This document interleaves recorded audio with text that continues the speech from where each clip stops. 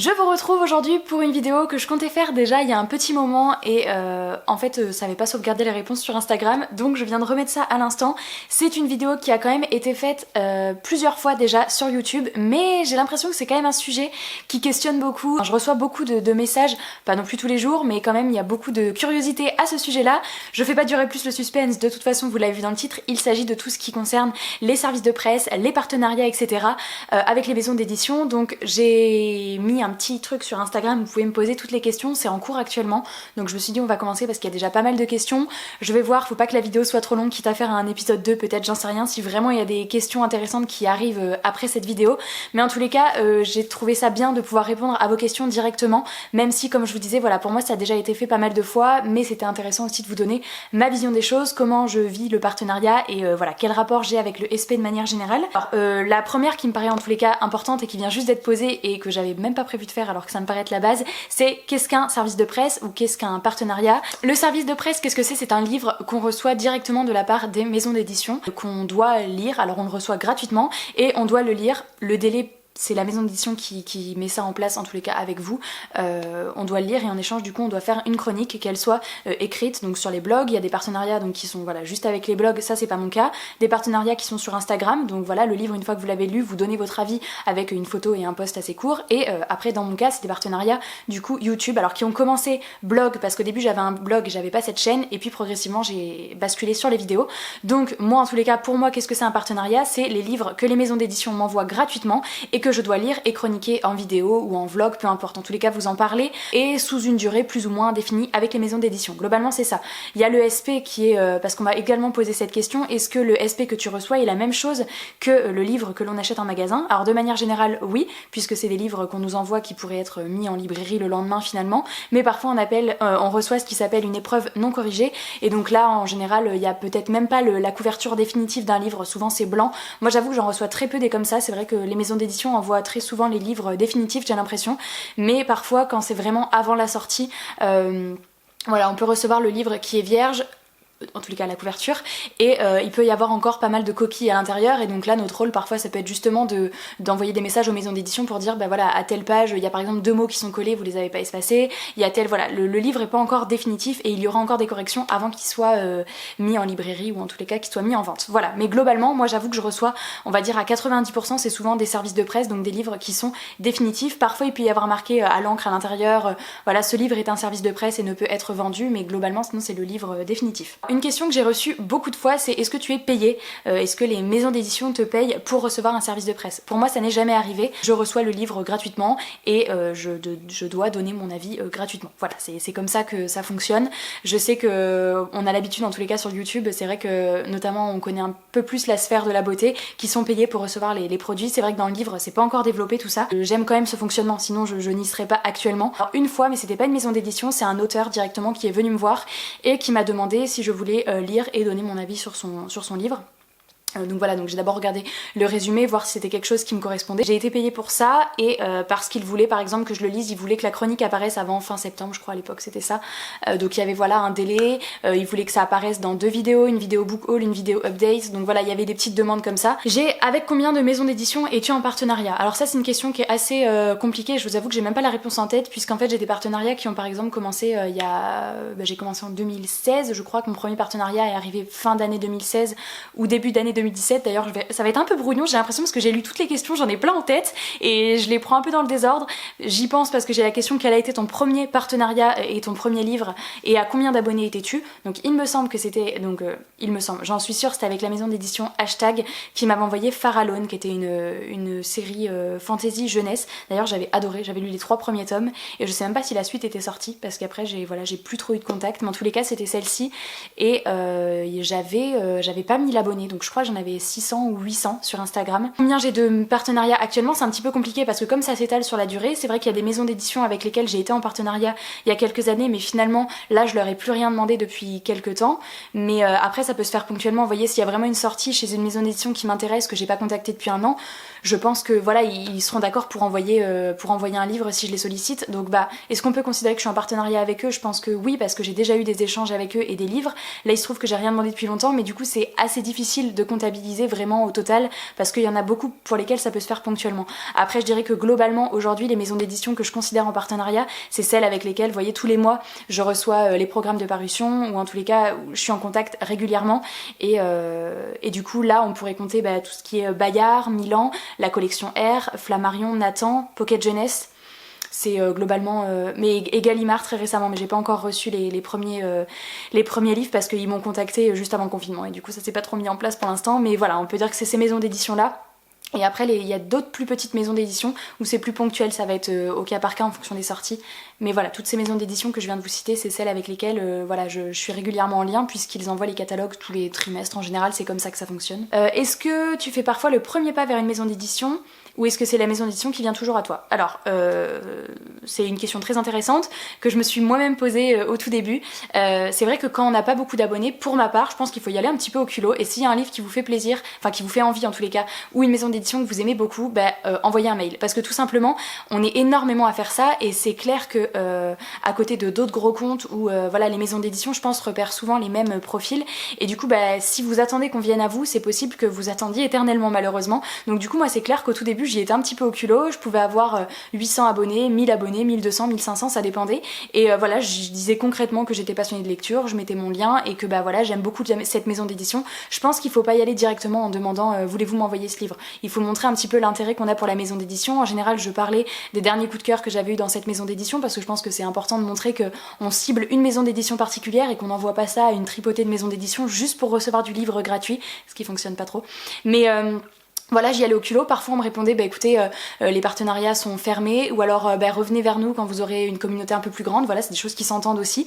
Et puis parfois comme ça l'a fait avec mon premier partenariat et j'avais 800 abonnés, voilà, ils ont dit y a pas de souci, on vous l'envoie et ça a très bien fonctionné. Et c'est vrai que forcément plus vous développez un petit peu soit votre compte Instagram, votre blog ou votre chaîne YouTube, peu importe, plus les maisons d'édition vous repèrent et donc forcément ça marche comme ça aussi. Tu penses pas que parfois les services de presse incitent à être un petit peu plus indulgents qu'en ayant dépensé 20 ou 25 € dans un livre? Alors cette question je l'ai eu aussi souvent, pas forcément sous cette forme, mais bref, entre guillemets, est-ce que le fait que ce soit un service de presse peut modifier inconsciemment ou pas l'avis qu'on en donne? Je pense que pour ceux qui suivent ma chaîne, vous pouvez voir qu'il y a des fois des SP que j'ai descendus, que j'ai abandonnés, voilà, que j'ai dit ne pas du tout avoir aimé.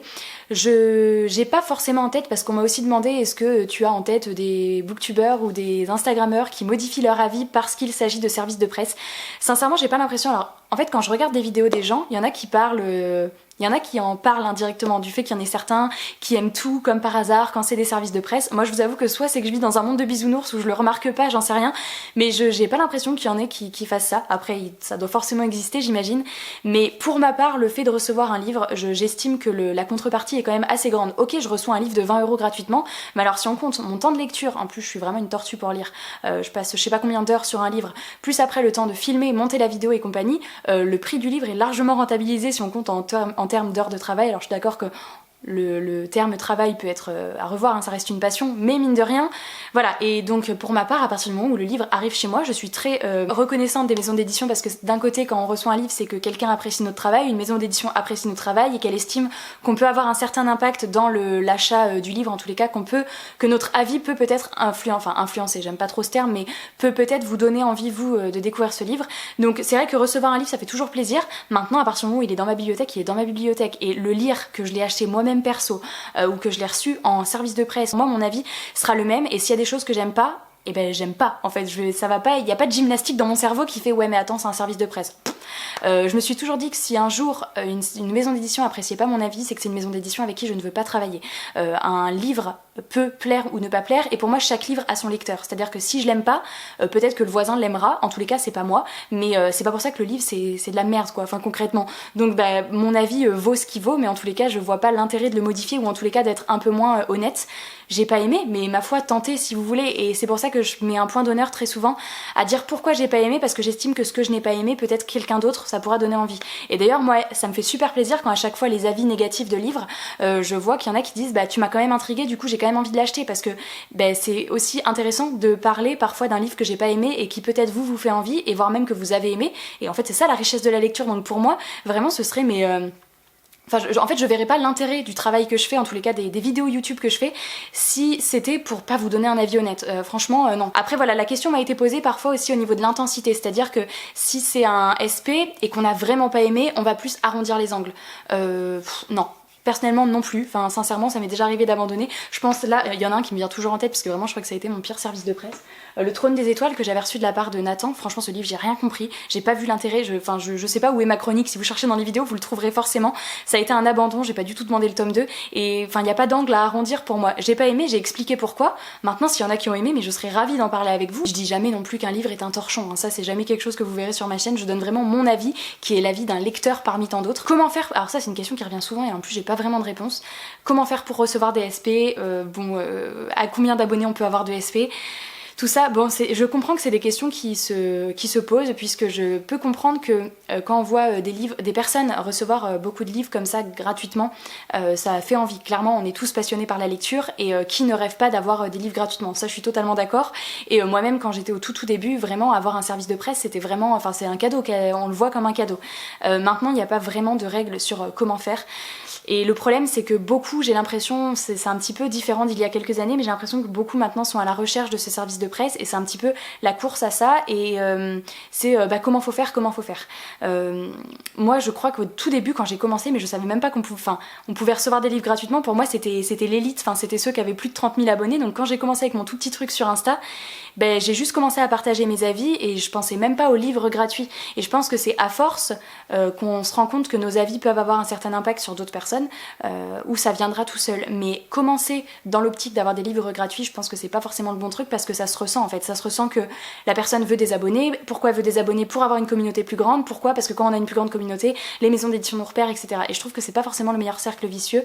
Faut pas perdre de vue la passion de la lecture qu'on a tous à la base. Et à la base, pourquoi on veut partager nos avis? C'est pour en parler. Et c'est pas forcément pour qu'on nous repère, pour gagner des abonnés et compagnie. Voilà, ça c'est une question. Donc j'ai pas de réponse à vous donner, à combien d'abonnés ou comment faire. Faites juste votre truc, kiffez. Pour moi, c'est qu'une question de travail et d'assiduité. Alors, as-tu déjà reçu des livres que tu ne voulais pas lire et dont tu as adoré la lecture? Alors ça, c'est arrivé plusieurs fois. Alors il faut savoir qu'en général, le fonctionnement du service de presse, c'est quand même, on nous envoie le catalogue, on choisit ce qu'on veut dedans. Donc théoriquement, ce qu'on choisit, c'est qu'on a envie de le lire. Donc ça arrive rarement quand même ça. Mais ça m'est arrivé notamment pour la collection R, et je vous en parle souvent parce que la collection R fonctionne un petit peu différemment.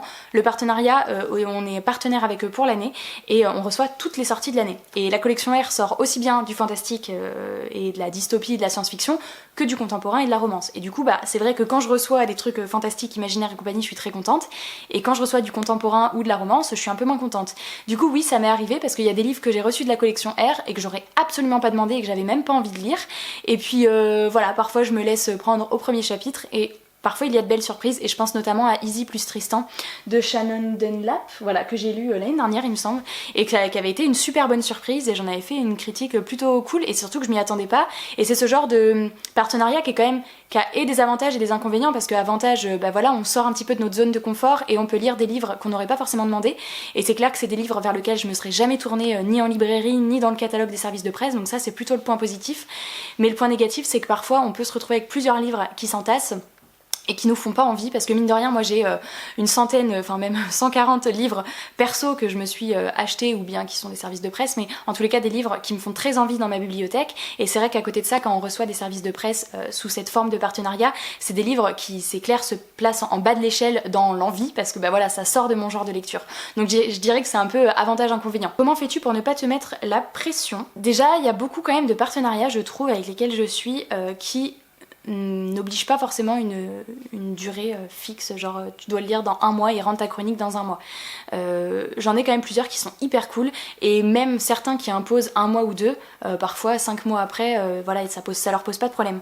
Donc j'avoue que déjà j'ai la chance d'être, je pense, avec des maisons d'édition qui, en tous les cas, moi j'ai pas de mauvaise expérience à vous raconter.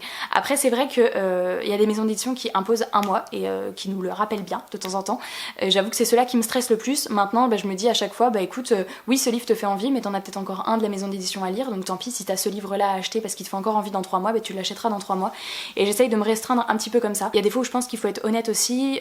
Je pense à la campagne de recrutement, je sais pas si on peut appeler ça comme ça, mais en tous les cas, Screenéo, en fin d'année dernière, avait mis une campagne pour bah voilà, si on voulait postuler et être partenaire avec eux pour l'année 2020.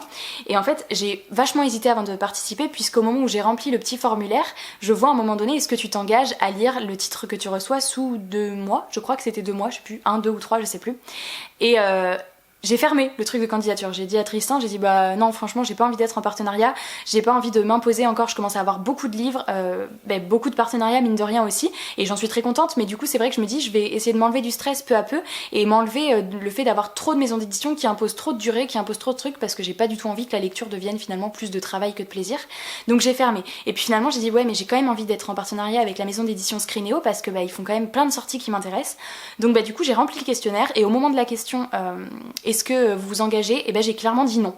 J'ai dit non en leur disant j'ai bien conscience que cette réponse pourra porter préjudice en tous les cas à ma candidature, et si ça vous pose un problème, ne retenez vraiment pas ma candidature. Je dis moi je ne m'y engage pas. Si le livre me fait très envie et que j'ai envie de le lire sous 1 mois, évidemment je le lirai. Par contre si 6 mois après, si c'est 6 mois après que j'ai envie de le sortir, je le sortirai 6 mois après. Et voilà, et donc je leur ai bien dit ça comme ça, et j'ai dit maintenant voilà vous le savez, donc ne retenez pas ma candidature en tous les cas si... Et donc finalement ils ont retenu quand même ma candidature, et aujourd'hui je suis en partenariat avec eux. Et du coup mine de rien, une maison d'édition qui impose à la base un délai de lecture, finalement avec eux c'est quand même très zen et très cool, parce que je me sens pas obligée, parce que de base je leur ai dit que moi j'acceptais pas ça. Donc je pense qu'après c'est à chacun, si la durée vous pensez que ça peut vous stresser, soyez honnête avec eux. Après s'ils veulent pas travailler avec vous, tant pis, au moins vous aurez respecté ce que vous vouliez. Mais voilà. Après en toute honnêteté, au début quand on commence à avoir nos premiers partenariats, je pense qu'on s'aligne, hein. Clairement on nous demande sous 1 mois. Peut-être pas tout le monde, mais en tous les cas moi en toute honnêteté c'est ce que j'ai fait. J'étais très contente de pouvoir avoir un partenariat, d'être reconnue, et du coup on m'a demandé sous 1 mois, donc je l'ai fait sous 1 mois. Et je pense qu'à force je commence à avoir beaucoup de livres, et voilà, et du coup je pense que je m'autorise aussi un petit peu plus à dire vraiment aux maisons d'édition écoutez là non, soit plus tard, soit vous me l'envoyez maintenant mais je le lis pas tout de suite, ou soit je le reçois pas. Et puis voilà, parfois ils me l'envoient quand même, et parfois tant pis, on vous renvoie le catalogue le trimestre prochain. Voilà, je pense que c'est à chacun de faire du tri, et je pense que cette vidéo est très très longue, mais vous m'avez posé full questions intéressantes. Voilà, dites-moi en commentaire si, parce qu'il y a vraiment beaucoup plus de questions que ça, mais je suis bien obligée de m'arrêter à un moment donné. Je vais finir sur la question, en gros, est-ce qu'on m'a déjà obligée à rendre un avis positif ? Non, c'est jamais arrivé. C'est vrai que j'ai en fait pas eu de mauvaise expérience avec les maisons d'édition, et on m'a jamais obligée à rendre un avis positif, et j'ai jamais vu qu'un avis aurait pu rompre un partenariat, ou en tous les cas un avis que j'ai pu rendre aurait été mal pris par une maison d'édition. Globalement j'ai pas envie que le service de presse soit quelque chose de négatif et de stressant. Je pense qu'il y a déjà d'autres choses pour se stresser dans la vie. Donc voilà, moi le catalogue je le reçois, je me dis tiens, est-ce que si j'en choisis, est-ce qu'il me reste encore beaucoup de SP à lire, est-ce que celui-ci me fait vraiment envie au point que j'aurais envie de l'acheter, est-ce que celui-ci je l'aurais peut-être pas acheté mais du coup il me fait sortir de ma zone de confort, donc c'est quand même intéressant. Voilà, je me pose toutes ces questions, je choisis au feeling, parfois je lis pas les résumés, parfois c'est une question d'auteur, et une fois qu'il est dans ma bibliothèque, je me prends plus la tête. Cette vidéo était un peu, finalement j'ai l'impression que j'ai plus parlé que lu vraiment vos questions, c'est un peu parti dans tous les sens, mais j'espère que cette petite vidéo aura permis à certains d'y voir plus clair. C'est une expérience qui me plaît bien, et qu'en tous les cas je maintiendrai tant que ça me prend pas la tête et que ça me permet de découvrir plein de livres comme ça. N'hésitez pas à me dire vous si vous avez une expérience différente avec les services de presse, avec les partenariats avec les maisons d'édition, et ce que vous en pensez, et dites-moi si vous voulez un épisode 2 et s'il y a des questions que j'ai pas abordées dans cette vidéo, parce que c'est clairement possible. Voilà, j'espère que cette petite longue même vidéo vous aura plu, et moi je vous fais de très gros bisous et je vous dis à la semaine prochaine dans une nouvelle vidéo. Ciao!